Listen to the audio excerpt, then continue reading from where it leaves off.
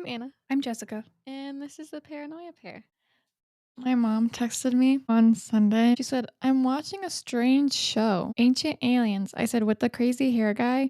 She said, black hair. And then I sent her a gif of the crazy hair guy from Ancient Aliens. And she said, I don't think that's him. I said, what guy are you thinking of? And she sends me a picture. I said, Mom, that's literally the He same just has guy. his hair tamed. Yeah, except he's like older, but it's the same guy. She said, I don't think so. Is that the same? I don't think they look alike. I said, Mom, what do you mean? They're literally identical. She said, your picture's darker. What's that got to do with I anything? don't know.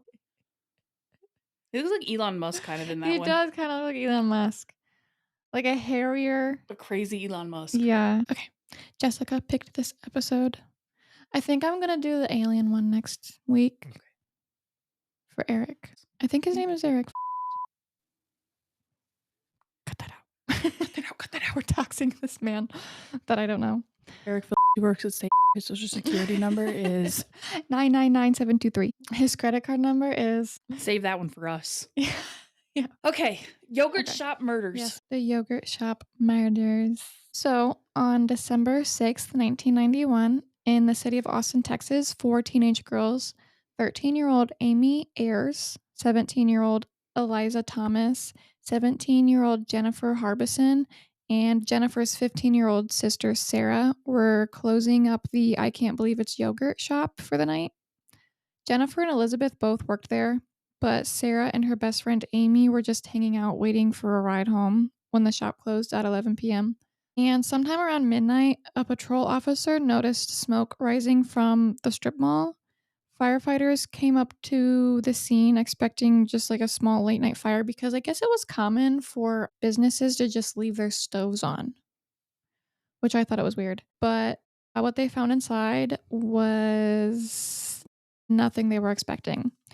As they battled the flames, they made a horrifying discovery. They found the bodies of 4 teenage girls. In the back room, Sarah, Eliza, and Jennifer were found with their hands bound using pieces of underwear and cloth gags over their mouths. Each one had been shot twice in the head with a .22 caliber gun, and the fire had burned them beyond recognition. Amy Ayers was discovered in a different part of the shop. She had a sock like cloth wrapped around her neck, and like the others, she'd been shot, but her first wound hadn't hit her brain, but the second one did, and it exited through her cheek and her jaw. And that one came from a different caliber gun. It came from a .380. Amy also suffered severe second-degree burns, and that was on nearly a third of her body. When responders found her, she was still alive, but barely. She passed away shortly after. The scene of the crime inside the yogurt shop was a nightmare between the flames and the water that was used to extinguish them. The investigators had a really hard time getting evidence, and they believe that the fire was deliberately set to destroy like everything they could. Parents were terrified. Local businesses started closing early, and detectives were under massive pressure to figure out who did this. So it was kind of like a community crisis. There were signs of possible sexual assault, though those findings would later be questioned due to how compromised the scene was, and nearly every piece of evidence had been touched by fire, smoke, or water. I mean, using underwear to like tie somebody up, I feel like that's like a pretty good indication. Multiple customers reported seeing 2 men in the yogurt shop shortly before closing time. These men were described as looking out of place. They didn't order frozen yogurt, only drinks, and the men's demeanor was described as odd. They sat quietly and didn't interact much. And one of the passerbyers said that it kind of looked like they were eavesdropping on the girls' conversations, but the girls didn't really seem to be bothered by it. But their presence definitely stood out in the shop. And also, one of the managers of the shop came in and had to identify the girls. That's crazy. I would not be able to. And of children. Mm-hmm. That's crazy. The parents were notified at 3 a.m. that their children had died. A few days after the murders, police stopped a young man named Maurice Pierce and found a gun in his car. It was a 22 caliber pistol and it was at the mall 2 blocks from the yogurt shop, and this put Pierce and his friends Forrest Welburn, Robert Springsteen, and Michael Scott on law enforcement radar. So these 4 boys were all teenagers and they hung out around the same parts of town, and they kind of fit a profile detectives were looking for. After hours of interrogation, both Pierce and Scott ended up confessing, but almost immediately those confessions started to fall apart. The details were off, the sequence of events was wrong, the layout of the store that they described was wrong, and weren't even the same weapons. One of them quickly recanted, and from 1992 to 1998, the case dragged on. Leads came and went, and tips didn't really lead to anything significant. The crime scene had been so compromised that physical evidence was practically non existent, so investigators leaned on interviews, rumors, and like gut instinct, but nothing really stuck. One of the medical examiners did his best, get a sample of DNA because it was kind of like a new thing that they were working on, and it was collected from one of the girls' vaginas, and thank God they did that because that's what would be used to, solve the case recently. So, like, 30 years after it happened. So it only just recently got solved? It literally just got solved this year, like, a couple days ago, It's like, kind of weeks. sad because I imagine the parents of the girls are probably like really older. At least give me one spoiler. Are the killers brought to justice? No, they're dead. It's over. I'm done. Going home. In 1999, detectives brought Michael Scott back in for questioning, this time for an 18-hour interrogation. And by the end of it, they had what they were calling a confession. Um, and so the way that this confession came about is absolutely freaking insane. So basically, what they did was they were like, "Oh, well, we know you did this, and then tell us how you did it." He would make something up and they would say, "Nope, try again." So they were feeding him information, to, or like leading him on to say the right thing. And at one point, they brought out a revolver that they believed was used, and they held it to the back of one of the boys' heads in their Why? confession. Why would like they even like I don't understand why people would even confess like they would lie and confess. Like so many you hear so many cases where people like Mhm. confess. What Well, what benefit do you get out of it? and these were teenagers, not at this time, but in the previous confessions, and they're using the same tactics now as they were then. And one of them asked for a lawyer.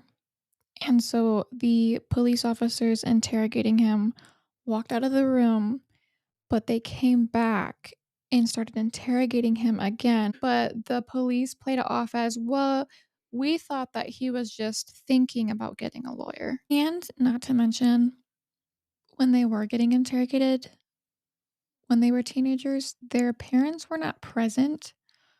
Which, anytime you interrogate someone who is a minor, their parents or their guardians need to be present. So He's a he teenager. He doesn't know any better. Right. So Scott said that the group had gone into the yogurt shop intending to rob it, but things spiraled out of control. He claims that Robert Springsteen was one of the shooters. When police questioned Springsteen, he pointed the finger right back at Scott. And this is kind of where things get a little messy. Defense attorneys later argued that Scott's confession was coerced, because it was, and they said investigators fed him key details like where the girls were found and how they were killed, and that Scott just repeated what he was told after hours of pressure, because this was 8 hours straight of interrogation. And there was also no lawyer present, even though he had asked for one, and no full recording of the interrogation, only a written statement. So obviously they knew what they were doing was wrong, and there was a detective who was leading those interrogations, his name was Hector Polanco. He had a reputation for aggressive tactics, and he'd already been accused in other cases of coercing false confessions, and most of the time it was from innocent people. He denied any wrongdoing, but basically he tainted the case basically, and he was actually kicked off of the police force because um he basically fucked every single case he was involved in that had confessions. So they had to like re-look at evidence and everything else. So despite the questionable confessions and the lack of physical evidence, prosecutors decided they were going to continue with their charges against these four boys. In 2001, Robert Springsteen was convicted and sentenced to death. Thankfully, he did not get executed. In 2002, Michael Scott was convicted and sentenced to life in prison. Things were already unraveling though, because ballistic tests from 2000 showed that the gun found on Maurice Pierce was not the murder weapon. Charges against Forrest Wilburn were dropped after two grand juries refused to indict him, and Maurice Pierce himself spent 3 years in jail before prosecutors admitted they didn't have enough evidence to convict him, and he was released in 2003. By the mid 2000s, both Scott and Springsteen were still behind bars, but forensic science had advanced dramatically since 1991. And this is when DNA was starting to come into play with solving cases and whatnot. So in 2007, the Texas Court of Criminal Appeals overturned Springsteen's conviction, citing a violation of his Sixth Amendment rights. And prosecutors had used Scott's confession against him, even though he couldn't be cross examined. Um, a year later, in 2008, Scott's conviction was overturned as well. So new DNA testing revealed that male DNA found inside one of the victims did not match any of the four accused men. So the state had no choice but to drop the charges. In 2009, both Scott and Springsteen were officially released. And after nearly 2 decades of arrests and trials and overturned convictions, the case basically was like restarted. They were back to the beginning. In 2010, Maurice Pierce, he was killed by police after a traffic stop turned violent. He had ran, and when he was tackled, he reached into his belt and pulled out a knife and stabbed one of the officers in the neck. And then so that officer shot him and he was killed. The officer who was stabbed in the neck survived though, and Maurice Pierce was 35.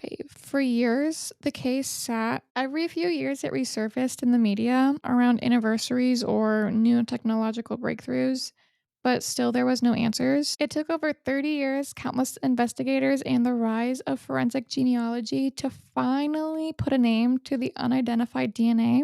In April of this year, 2025, authorities announced that the DNA found at the scene matched Robert Eugene Brashers. Investigators announced a match through forensic genealogy. Why can't I say that word? Forensic what is it? Genealogy. Not geology, genealogy. Okay. Investigators announced a match through forensic genealogy, the same technology used to catch the Golden State Killer. Robert Brashers worked in construction, and so that job kept him moving from place to place. And he was known for breaking into homes across the Midwest and the South, sexually assaulting women, and in at least one case, murdering an entire family. His crimes stretched from Missouri to Arkansas, and it turns out he had been in Texas around the same time of the yogurt shop murders. His criminal record was kind of extensive. He'd committed or been linked to multiple violent crimes across several states, and it was found out that he was a serial killer. They didn't find that out until after he died. Did he at least do prison time? Yes. So in 1985, he shot and nearly killed Michelle Wilkerson from Florida. In 1990, he murdered and sexually assaulted Genevieve Zitricki in Greenville, South Carolina. And in 1997, he raped a 14-year-old girl in Memphis, Tennessee. 1998, he murdered Sherry Shearer and her 12-year-old daughter Megan in Portageville, Missouri, and Megan was also sexually assaulted. Ballistic testing later linked a .380 shell casing from the yogurt shop to casings recovered from the Shearer murders, solidifying the forensic connection. Brashers died by suicide in 1999 during a police standoff in Kennett, Missouri. Investigators now believe that Brashers acted alone that night in Austin and that he was a predator passing through town who saw an opportunity. When the news broke, his daughter, Deborah Brashers Claunch, came forward publicly expressing deep remorse for what her father had done. She told reporters, "I'm very sorry to every family that my father hurt. I know that it is not my place at all to tell you I am sorry, but someone has to because he was not sorry for it. Half of my DNA is the person that hurt you the most, so I want to tell you sorry. But I am finally glad that you are getting answers." Deborah explained that she was just an infant when the murders occurred and only 8 years old when her father had died. She remembered him working construction and traveling constantly and being gone for long stretches of time. And basically, that's like he was committing crimes when he was gone. She added that I would like to be involved in anything that I can when it comes to my father to help anyone that needs answers to anything. It's really cool that his daughter uh is so open to talk and like apologize and everything Hmm. because like I feel like I would want to hide if I found out my dad was doing that stuff. Well, and she's also like helping people like get answers, which Yeah. I think is really nice. And like half of my the half of my DNA, like that's heartbreaking Hmm. because I feel like she would struggle a lot with like knowing that like that monster's a part of her. I hate these cases where they don't get anything. I know it sucks. He did serve time in prison for some of his convictions. So, the 1985 Florida incident with Michelle Wilkerson, he did serve 12 years in prison and then he was released early. He only served like 3 to 3.5 years of that. Really? Yeah. And then in Georgia, he was convicted for grand theft auto, unlawful weapon possession, and related charges and got 5 years imprisonment, which he did serve in full, and he was released in 1997.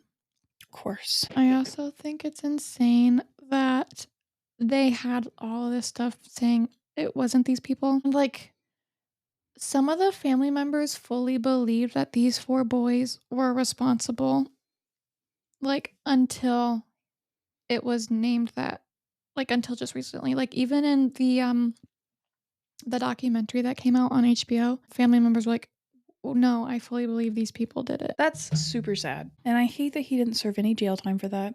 Also, was he still married when he like was committing all these crimes or like was it split up at that point? Like Um, or I mean, I guess he might not even need to be married, but like was he with his child's mom or like nobody noticed that he was in and out of jail that he one time? he was married during part of the time. I do believe they, like, separated after, Okay. but he did have 2 children with his wife. Um, and they had no idea That's crazy. until he was, like, linked through DNA that he did all this fucked up shit. Kind of a fucked up thing to say, but like I don't okay, I don't respect anyone who does crime. But the people who were getting caught in the 1700s, are you kidding me? No DNA, no cameras. Well, they also thought witches were, like, Okay, fine. real and burned And them at the then stake. in the early 1900s, in 1910, there was no excuse. We didn't have security cameras. We didn't have DNA, I think. We didn't have fucking nothing. And you're telling me you were getting caught with crimes? I'm just imagining, like, how many innocent people are in jail, like, now. I can only imagine, like, how many innocent people were in jail back then. Yeah, like did the boys get any like compensation for I think their they jail time? filed. Because I hear some stories where people do get awarded compensation when they were like wrongfully accused. But also, like, does that get taken off your record? Or like when you apply for jobs, do you have to put on there? They got some compensation, but it took, like, a long ass time for them to receive anything. They received compensation in 2016, My God.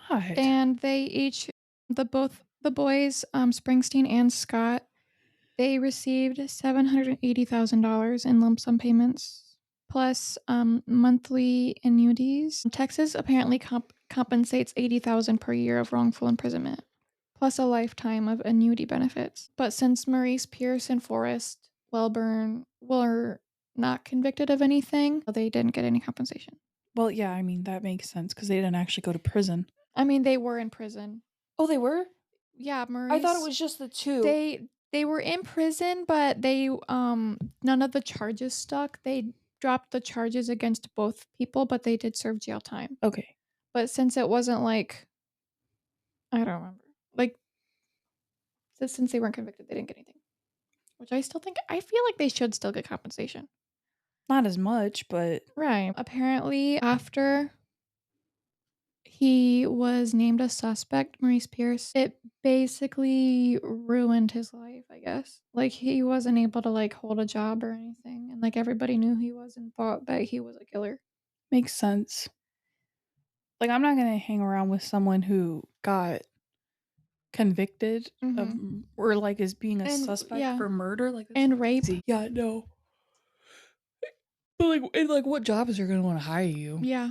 I mean, if there's jobs who will hire sex offenders, I feel like there's gotta be something. And plus it's Texas though. Texas is like pretty conservative, I feel. Yeah. Thanks for listening. If you enjoyed this episode, you can find us on Instagram, TikTok, YouTube, and Facebook at Paranoia Pair Pod. And we will see you next Friday. Stay spooky.